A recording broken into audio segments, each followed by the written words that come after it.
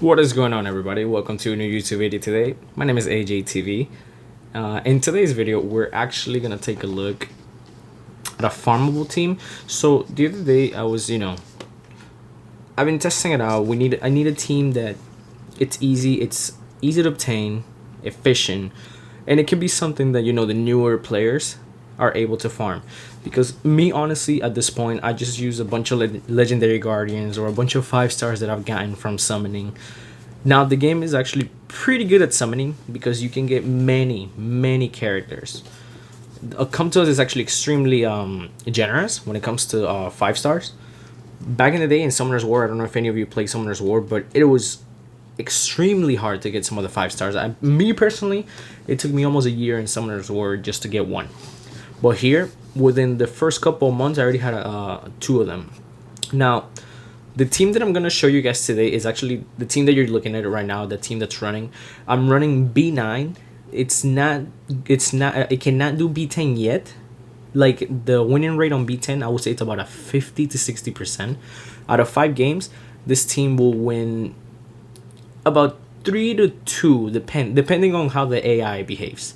Now, I did just test it out with B9, and it's 100%. This team runs at 100%. It does take a little longer than that your regular team once you have legendary guardians or natural 5 stars that can deal a lot of damage. Now the good thing about this team is that all 5 of these monsters are 3 stars, so easily farmable, efficient team because of the debuffs. As you can see, we have Langmar, which is a tree. Langmar can take care of debuffing the boss and anything else he's fighting, because all he does is decrease their attack power. Also, I believe he decreases critical rate as well. Now, by the way, this video might be a little longer than usual just because I am going to go in depth with this team. I want you guys to see what's going on. I want you guys to see it working. And we're going to go to into every single character and show you the runes that we're running on them. That's the other thing. I did not use any runes from the dragon dungeon. All of these runes are farmable through the stages or through the actual B7 dungeon. Now, once you run B7, you can get a lot of these runes. You can get 6-star runes on B7. I don't think they'll drop legendaries, but you can get 6-star runes with decent substats that will transfer over into taking you to win on the B9 and B10 dungeons. Now, as you progress in the game, like we're doing right now, we're doing B9. B9 is a great place to farm runes. You'll get a higher drop on the 6 stars. You'll get some epic runes, with 3 substats, a lot of percentages. So once you get to the stage in the game is when you're going to see that you're exponentially going to grow into the other dungeons. Your main goal in this game is to start getting the B10 Shrine of Light dungeon. You see right there, we just got a drop of a 6-star. It's a blue one, so that means it has 2 substats. I didn't see the plus, so that means it's 100% sure that was the defensive percentage rune. So great drop right there. Now, all of the runes that I'm running with these characters, some of them are up to plus 12 because I am running some 6-stars. I didn't want to go all out and making them all plus 15 because when you're early in the game, money's hard to come by. Not many people have millions of gold laying around there just to power up runes to plus 15 and purple. So with this team, I feel like you guys should be okay. Now, my main goal also in this team is you want to have one attacker that has way more attack than all of the other characters. The reason why is because the AI will use that character to attack the boss most of the time. In this case, that guy is Seamus. Seamus is, as you can see, the female with the arrow. She hits for about 14k with each her attack. So she can easily one-shot all of the little critters that are around her. The one that does take a little bit of a while, it's the golem with the shield. Now, I'm terrible with names, so don't get mad at me because I don't know the names. I'm gonna call them whatever they look like. Obviously, they are transcended. Some of them, they're not even fully transcended. The only 2 transcended over here are Pravella and Langmar to plus 50. That's it. And the reason why transcending these monsters is easy, it's like I said, they're farmable. You're gonna come by many of these 3-stars throughout your game, whether it's on regular summons, whether it's running some of the stages, because some of the stages will actually drop some of these people. Now, Finn, you actually get him as soon as the game starts. So does the girl with the book, with the Bible, whatever her name is. I don't remember her name. We'll look at it later. And Langmar, the tree, he was actually one of my first monsters. And then you have what's his Siemens. You actually get him in the beginning of the game. Now I do not like the Queen version because he really has to get up close to fight him, and then the boss will take care. Like he will die too quick. The reason why I got the Rook version is because of the passive. He gets critical damage with that, and he also he hits pretty hard and from a far range, which is good. Now he did die this match, but when he dies, Finn takes over. And what I like about Finn is the guy that we're running the knight with the what's it called? He's the one with the purple balls. The one that's throwing purple balls at the boss. That one, the one that just buffed everybody up. Now he's one of the best just because of the debuffs and because he buffs your entire team. I'm gonna stop this run actually. Let's just stop it right now. You guys saw how the team's running. We're gonna stop this run right now, and we're gonna go into each character one by one. Now here, we did get you see defensive percentage which AP with HP, pretty good. This you can sell it. Now the good thing, everything we get, you can just sell it, make some gold out of it. But let's jump into the team right now. Now going to our Guardians. So this is the team right now. We're gonna start with who do I have first? Probella. Now our Probella, your main goal with Probella, just because of her skill, her first skill, attack the enemy in range and recovers the HP of all allies by 10% when you land the critical hit. Right off the bat, what do I want? Critical rate. I just want as much critical rate as can, just because she can heal my team. And at that stage in the game, this is a lifesaver. You're gonna heal every turn 10%. Whether the giant hits the entire team, she's gonna help you keep you alive. The second spell decreases the attack power and the defense. Perfect for the boss. So now the boss not only is gonna hit you for less, you actually are gonna hit him for more just because you break the defense. And the last one recovers the HP of all allies by 30% and decreases the cooldown, which makes it extremely useful with all the debuffs that you're currently running. So that means you can use them more often. Now we're gonna go to Langmar. Well, let's go over the runes for Probella as well. Forgot about that. Yeah, she is transcendent. As you can see her stats, we have a 2500 total attack. I did focus on more pincer attack because she's mostly gonna hit with the pincer attack because you're gonna have Siemens taking care of the main damage. Critical rate maxed out 85 plus 15. We got 100%, and also critical damage substats are always nice. In this case, we do have a 25%, which is okay.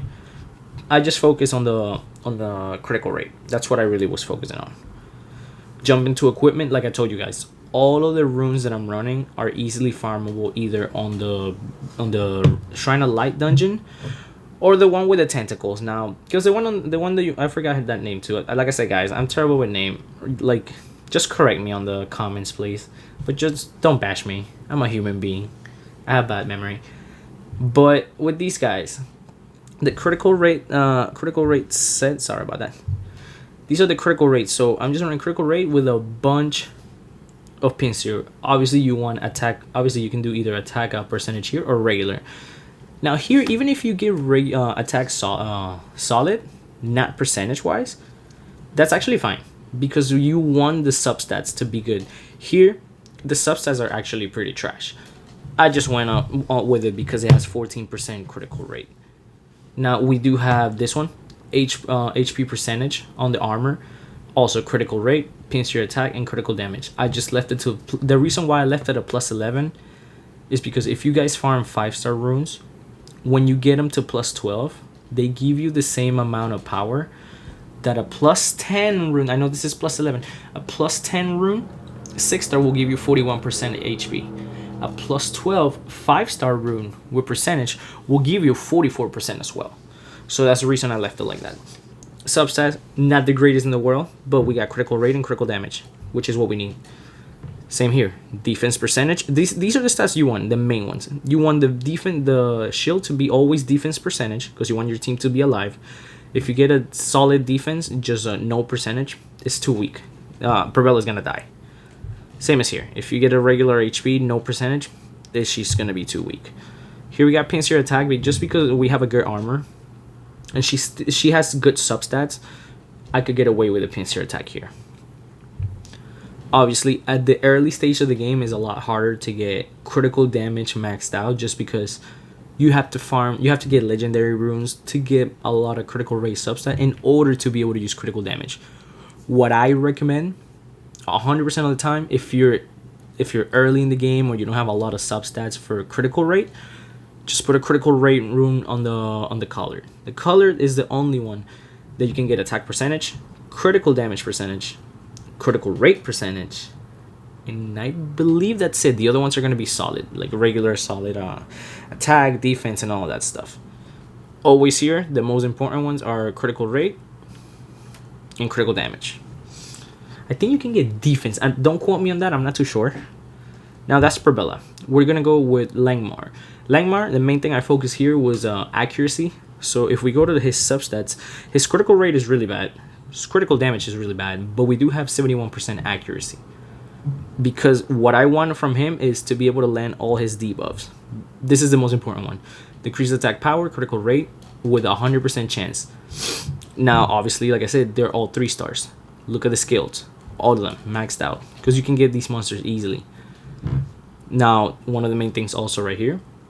His regular attack, whenever he does a pincer attack, he will actually proc the debuff from his main skill. Meaning that he will actually inflict damage and decrease the attack damage of that enemy for 2 turns. So that means you're always going to have the enemy hitting you for less when he's in your team. That's a great addition to the team. Rune wise, we go to the same thing. Here, I focus on accuracy on the ring, just because that's the important thing for me. He's already a defensive monster, so he's already tanky as it is. Another thing, you have this right here. Once you have all 5 of them, you can pick a certain collection effect. Me, I went for HP. I believe HP is more useful than defense. If you feel the other way around, that's okay. Anything, as long as it works for you, that's what matters. Now we go to the shield. We're running 4 accuracy, and again, pincer attack. The main goal is the other one. For him, I really just focus on HP, defense, as tanky as he can. And we have pincer attack. Oh, we could get pincer attack here. I forgot. Pincer attack for the color, but it's all about the accuracy. That's Langmar for you guys. Now we're going to go with Finn. Finn, the same thing. We're going with 2 accuracies just because his main skill can actually remove 1 beneficial effect with a 95% chance. A little bit of accuracy just so he can proc this every time. This is really good for the boss. As you guys can see, he gets an attack buff or a heal buff. With this, he'll proc it away and you don't have to worry about that. The amazing thing about Finn, increases that attack power and defense for all the allies. And we also get a leader skill. This is the one that I use actually. He's always the leader on my team when I'm running any dungeon. 20% attack, so that means that your Siemens is gonna hit a lot stronger. Runes for him, we go back to the same thing. We go to critical rate with as much pincer attack as we want. Always remember, keep the glove with pincer attack percentage for these kind of things, because this is gonna help you shred the boss as quickly as possible. Everything percentage, everything. The only time that you can get a solid one and it shouldn't be a problem, it's right here on the sword. If you get a regular attack but it has great subsets, use it, because what they're gonna be hitting with a pincer attack. That's what matters. So if we go to his main subsets, we got 63 critical rate, not the best. I'm trying to keep it real with you guys. I'm not showing you these unreal monsters, you know, that are hard to farm and they're gonna take you ages. I'm showing you something that you guys can use and help you in the game to farm. It's gonna make it more enjoyable for you guys, and it's gonna be a lot more fun. We got Finn, then we got Adele. That was her name. Adele. So Adele, the same thing. We go as much critical rate as I tried, as I could. Her runes are actually very basic. You see, this is a perfect example. Attack. It's a solid attack rune, but it gives me pincer attack, critical rate percentage, pincer attack percentage, and some accuracy. I couldn't pass on this rune. To me, this is a great rune for the purpose that we're using her. She's not fighting PvP. She's not fighting world boss. She's not fighting guild battles. So therefore, she does not need a percentage. So again, all of the runes pincer, we go with some accuracy. Reason why she has accuracy is for her first skill. Decreases defense for 2 turns with a 70% chance. So this one's actually one of the worst ones because it's a 70% chance. Not even 100%. Obviously, when you transcend them, you get the relics. The relics, some of them I kept them as shitty as I could, just because, you know, it's harder for you guys to get the parts and all that stuff to transcend them. Now, if you can and you get a good one, so be it. So, for example, like hers, this one's alright. This one is also alright. These aren't even that great. I just put them there because I needed the accuracy of the set. So if you look at her accuracy, 55%, which is what I'm okay with. Okay, this is the part that everything can change. Here's where you have many options. Those 4 monsters, to me, they're core. If you have these 4 monsters, whatever you get for your last monster as an attack monster, this is what will make or break the game for you.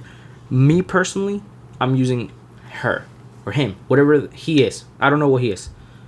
Her. We're using her. So the reason why I'm using her right here, increases your critical damage by 35%. Now, I just got her. I just made her a 5-star per awaken just for the purpose of this video. And she is a beast, in my opinion. If I would have known that she was this strong at an early level, believe me, she would be transcended right now +2, loaded with equipment, and have the best. Like, she will be one of my best monsters. But I didn't know about her until now. You could use her as a leader skill instead of Finn if you really want to have more critical rate. Now, mine is already at 85%, I believe, so I don't need that. This right here is like if you had the violence set of runes, but better. So this is a great advantage to your team, and she's going to hit hard. Now, the second skill, bonus damage with a 60% chance. This skill with the defense break to the boss can easily hit for 20k. And then you get the main skill, which is one of the reasons that also helps a lot with the boss.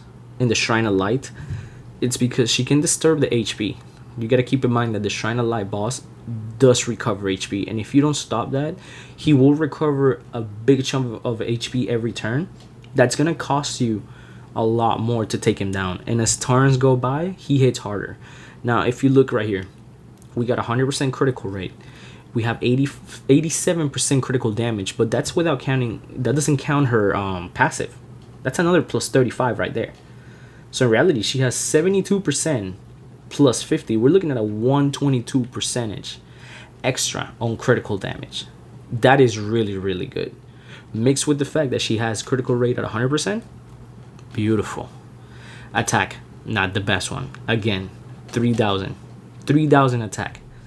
Most of my monsters are way above that. My D is at 5k. He's at almost 4k. She's alright. But that's my point. My strongest monster with attack is him. He's at almost 7k. But the point is, this is a farmable team. All of them 3 stars. Equipment, yes, I did load her with one of the best equipments that I have. Because she is your main monster on this team. You want her to hit the hardest. Attack percentage. I'm actually using a 5-star room. If you get a 6-star with good substats, boom, you're good. Here, substats again. Critical rate, critical damage.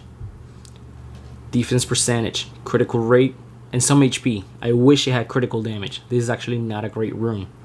This is a great room for a monster that does HP damage. This is a great room for a monster like that. Right here, attack percentage and critical rate. Another, but look at the pincer attack. Because she's my main attacker, I knew I didn't need a percentage one there. Yeah, I can put a percentage one later, that's okay. Main room, again, critical rate. Look at that, critical damage 14%. I wish I had attack on this room. I do not, sadly. And then we go to this one. This one you can put whatever. You can do defense, HP, or pincer if you really want to. I wouldn't recommend it because it's gonna mess up with the AI. But I did defense because it's the only thing I had, and it gave me critical rate 10%, attack 14 solid, whatever, completely irrelevant, doesn't matter. But you know, back to that. So this is a team, guys. This is a very farmable team that you can easily obtain. Now you can also transcend them easily because you're gonna be able to level these people up quick. They can do any stage of the arena fairly quick as well. Except the last ones. The last ones are usually a little bit more difficult. Now, the reason why I said there was a lot of options on that spot is because once you get Siemens and you're able to farm in the game and you're able to do all of the quests of the game and level people up, you can use, if you get 5, I think you need 2 4-stars and 3 3-stars. If you get them all 5 to 5-star at level 35, you can do this. You can go to the combine and you're gonna combine Artemis. Your main goal is to get the Rook Artemis. Once you get Rook Artemis, you could easily just remove all of your equipment from Siemens and move it over to her. Once you move it over to her, the game just became 10 times easier for you. She should be able to do B10 without any issues.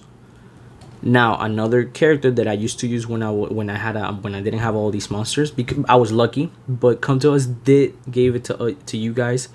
It was part of an event where you could pick between 3 monsters, and I already had her. Where is she? And it's Hua.